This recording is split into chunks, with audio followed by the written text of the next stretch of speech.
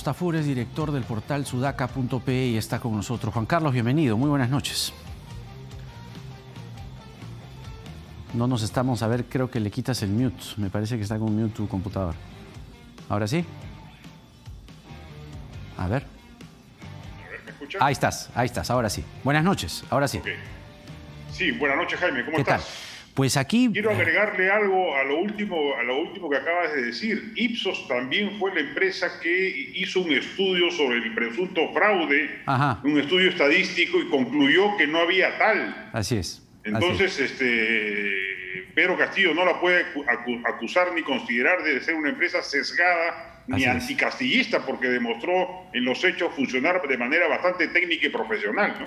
Claro, pero hay quienes en las redes comentan y dicen, no, es un bloque duro, ¿no? De 30%, ese bloque duro puede ir creciendo, pero en una pandemia bien difícil. Entonces, Castillo, la verdad, el presidente electo las tiene muy complicadas y muy negras si quiere, primero, convivir con Cerrón, que de portero no tiene nada, y segundo, poder pegarse o juntarse a este bloque moderado, donde la Asamblea Constituyente pareciera ser el tema central y no es precisamente lo que el país está esperando a la luz de esta encuesta, ¿no? ¿Cómo proyectas tú el discurso de Castillo con todo este contexto? Mira, si él no confirma en su discurso de fiestas patrias y en la conformación del gabinete ministerial que ha decidido transitar por el camino de un gobierno de centro-izquierda moderado, yo no le auguro que dure los 5 años de su mandato. Es un gobierno débil que tiene no solamente un Congreso opositor, como ya ha sido demostrado el día de hoy en las elecciones parlamentarias, sino que además tiene a la realidad social y al pueblo al que tanto invoca, contrario a las pretensiones refundacionales radicales que su aliado Cerrón le quiere imponer. Entonces, si Castillo cede al carromato ideológico de Perú Libre, yo creo que se condena a ser un gobierno de corta duración, porque prontamente el Congreso encontrará pretextos o argumentos para vacarlo.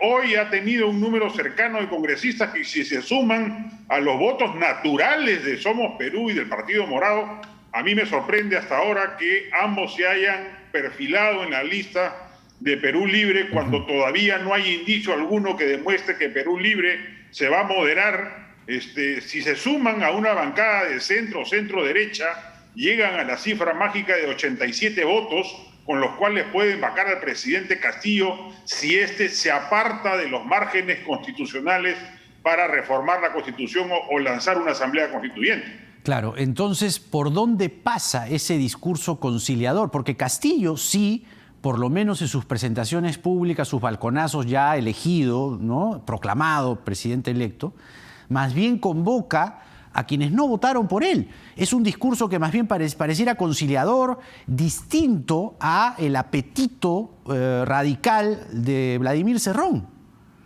De hecho, tiene que apartarse de Cerrón, pero yo creo que adicionalmente tiene que descartar la idea de una asamblea constituyente vía referéndum como hasta el momento viene planteando.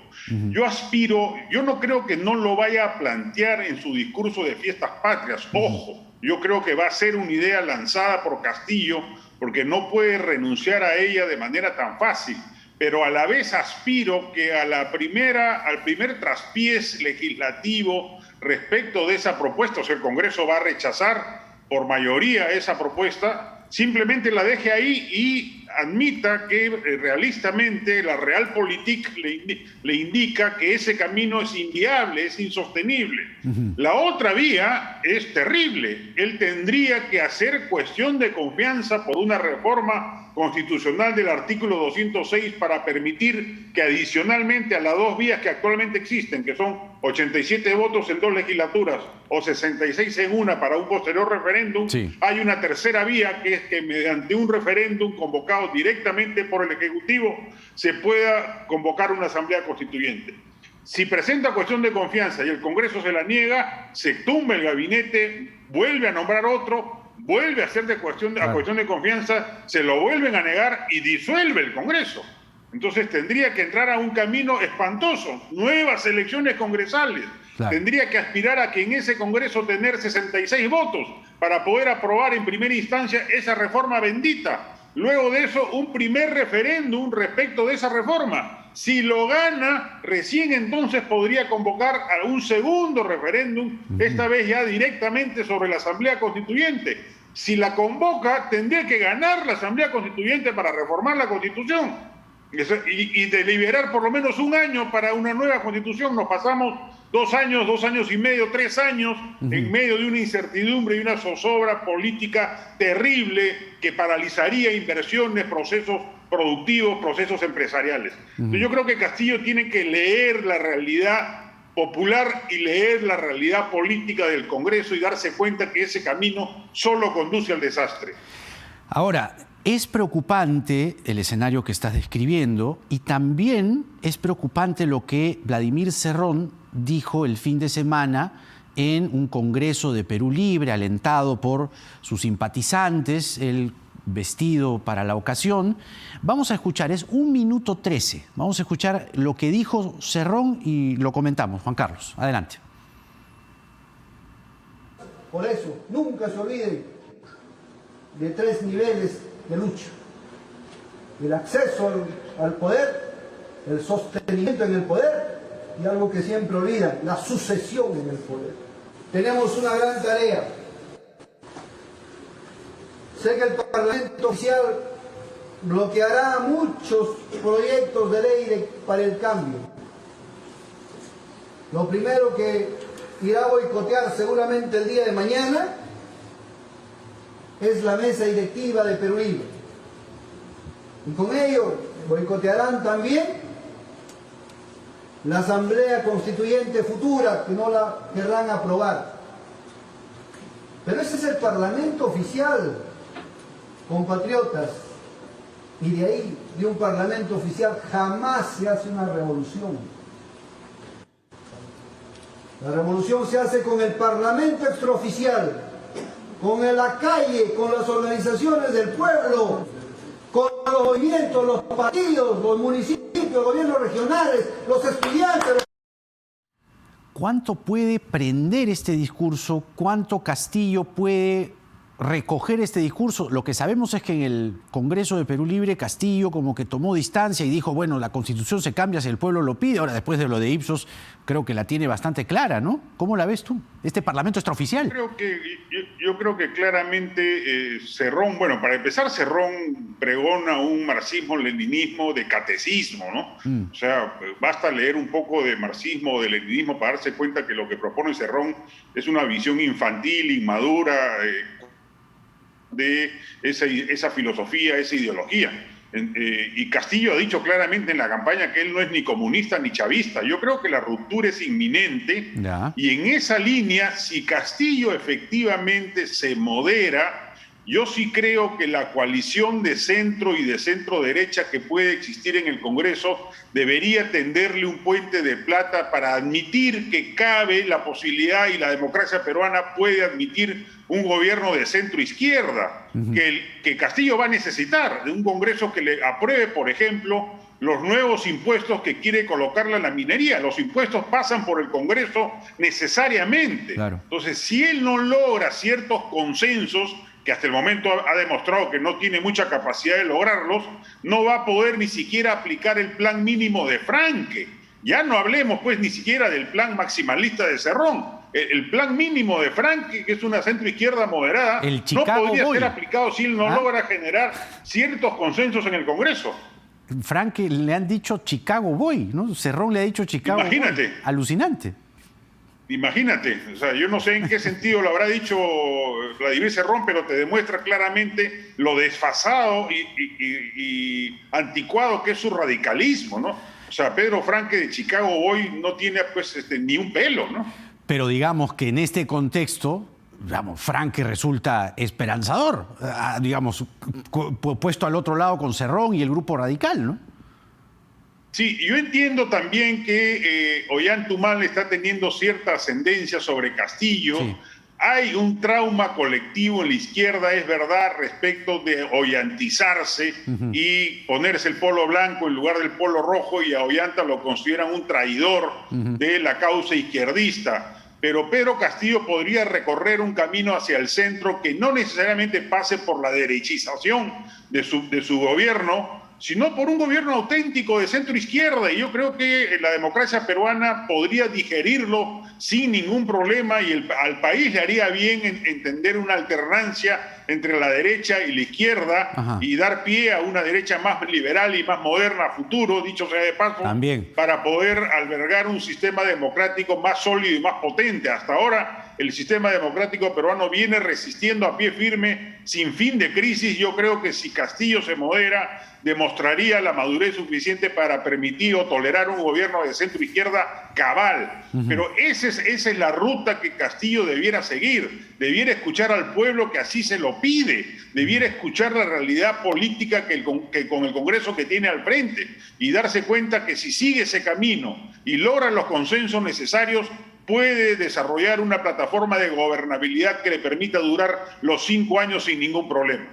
Ahora, de los nombres que se han podido conocer, el nombre de Nájar suena muy fuerte para la presidencia del Consejo de Ministros. Él dice que, bueno, está en la transferencia, está ayudando, lo ha llamado Castillo.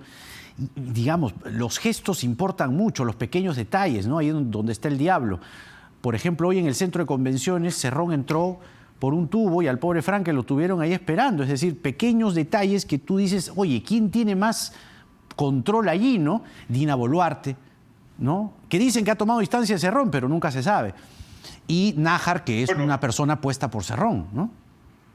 Yo creo que hay sectores ya mayoritarios de la bancada de Perú Libre, inclusive, que están hartas de Cerrón. Entiendo que la congresista Betsy Chávez así lo manifestó, inclusive hoy día en la mañana, a propósito de las intromisiones de Cerrón recurrentes y permanentes. Yo creo que Cerrón está jugando un partido, yo creo que Cerrón ya ha perdido la partida frente a Castillo y está sembrando ideología para una perspectiva futura que pasa por las elecciones regionales y municipales.